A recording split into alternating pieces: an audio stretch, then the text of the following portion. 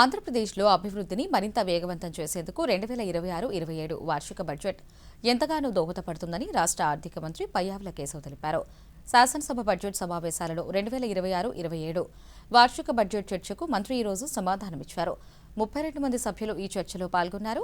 ప్రజా సంక్షేమమే లక్ష్యంగా రాష్ట్ర ప్రభుత్వం పనిచేస్తోందన్నారు. ఇదేదో బ్రహ్మ పదార్థం, మనకు సంబంధం లేని పదార్థంగా గత 10 సంవత్సరాలుగా వస్తూ ఉంటే గత 2-3 బడ్జెట్ల నుంచి చాలా సరళీకృతం చేసేటువంటి ప్రయత్నం చేశాం అధ్యక్ష. చట్టాన్ని మార్చలేకపోవచ్చు కానీ సామాన్యుడికి అర్థమయ్యే భాషలో మేము ప్రవేశపెట్టినటువంటి బడ్జెట్ ఉండాలి అనేటువంటిది నమ్ముతున్నాం అధ్యక్ష. ఆ సామాన్యుడికి మేలు జరిగేలానే ఈ బడ్జెట్ మూలాలు ఉన్నాయి అనేటువంటిది కూడా చెప్పదలుచుకున్నాం అధ్యక్ష.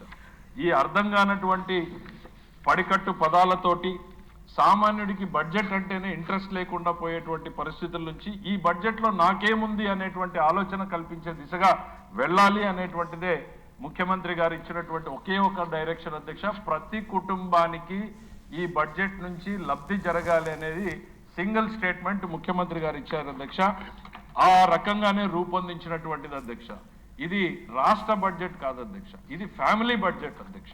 రాష్ట్రంలో ఉన్నటువంటి ఒక తల్లి తన కుటుంబాన్ని ఏ రకంగా నడుపుతుందో, నిధులు తక్కువ ఉన్నా, కష్టాలు ఎన్నున్నా, ఇబ్బందులు ఎన్నున్నా తన పిల్లలకు మాత్రం కష్టం రాకుండా నడుపుతుంది అధ్యక్ష. అదే స్ఫూర్తిగానే ఈ బడ్జెట్ని రూపొందించాం.